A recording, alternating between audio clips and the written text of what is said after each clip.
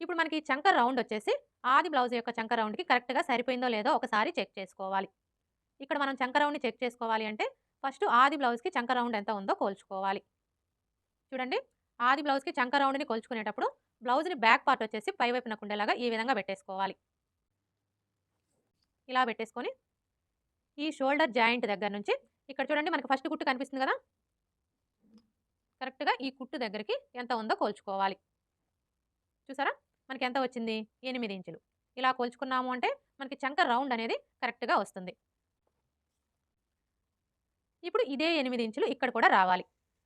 చూడండి, ఇక్కడ మీరు కొలుచుకునేటప్పుడు ఇక్కడి నుంచి టేప్‌ని ఈ విధంగా పెట్టేసుకొని ఇలా కొలుచుకోవాలి. అంటే షోల్డర్ ఖర్చుతో కలిపి కొలుచుకోవాలి. చూసారా? మనకి చంక రౌండ్ ఎంత వచ్చింది? 8 ఇంచులు. కానీ మనకెంత రావాలి? 8 ఇంచులు రావాలి. అంటే ఇక్కడ మనకి చంక రౌండ్ వచ్చేసి పావించి ఎక్స్‌ట్రా వచ్చిందనమాట.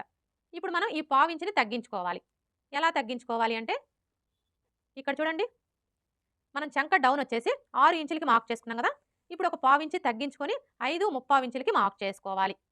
ఇప్పుడు ఇదే 5/3 ఇంచుల్ని ఇక్కడ కూడా మార్క్ చేసుకొని స్ట్రెయిట్‌గా ఒక లైన్ డ్రా చేసుకోవాలి. ఇలా డ్రా చేసుకున్న తర్వాత ఇప్పుడు ఈ కార్నర్‌కి మధ్యలో ఈ విధంగా ఒక మార్క్ చేసుకొని ఇక్కడ ఒక లైన్ డ్రా చేసుకోవాలి. ఇప్పుడు మరలా ఈ కార్నర్ దగ్గర నుంచి 1/2 ఇంచులకి ఒక మార్క్ చేసుకోవాలి. ఇలా మార్క్ చేసుకున్న తర్వాత ఇప్పుడు ఈ మార్కింగ్‌ని కలుపుతూ చంక రౌండ్‌ని డ్రా చేసుకోవాలి. ఇలా డ్రా చేసుకున్న తర్వాత ఇప్పుడు మరలా ఒకసారి చంక రౌండ్‌ని చెక్ చేసుకోవాలి. చూడండి, ఈ చంక రౌండ్‌ని కొలుచుకునేటప్పుడు ఇక్కడి నుంచి టేప్‌ని ఈ విధంగా పెట్టేసుకొని ఇలా కొలుచుకోవాలి. అంటే షోల్డర్ ఖర్చుతో కలిపి కొలుచుకోవాలి. చూసారా? మనకి 8 ఇంచులు కరెక్ట్‌గా సరిపోయింది. అర్థమైంది కదా!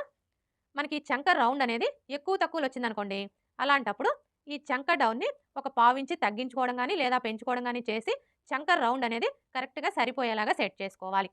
అలాగే ఇక్కడ మీకు ఒక డౌట్ రావచ్చు. అసలు మనం ఈ చంక రౌండ్‌ని ఎలా కొలుచుకోవాలి? ఖర్చు గీసుకోకుండా కొలుచుకోవాలా? లేదంటే చంక రౌండ్ చుట్టూ ఖర్చు గీసుకొని కొలుచుకోవాలా అని చెప్పేసి. మీరు ఈ చంక రౌండ్‌ని ఎలా అయినా కొలుచుకోవచ్చండి. ఎలా కొలుచుకున్నా కూడా ప్రాబ్లమ్ ఏమీ లేదు.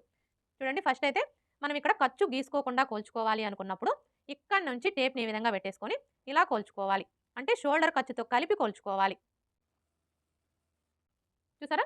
మనకి 8 ఇంచులు కరెక్ట్‌గా సరిపోయింది.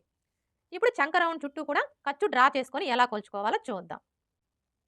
చూడండి, మనం హ్యాండ్ జాయిన్ చేయాలి అంటే ఖర్చు కావాలి కాబట్టి ఈ విధంగా చంక రౌండ్ చుట్టూ కూడా ఖర్చుని డ్రా చేసుకోవాలి.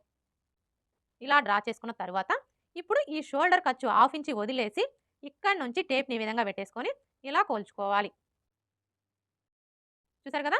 మనకి 8 ఇంచులు కరెక్ట్‌గా సరిపోయింది. అర్థమైంది కదా! మనం ఈ చంక రౌండ్‌ని ఎలా కొలుచుకున్నా కూడా ఒకేలా అయితే వస్తుంది.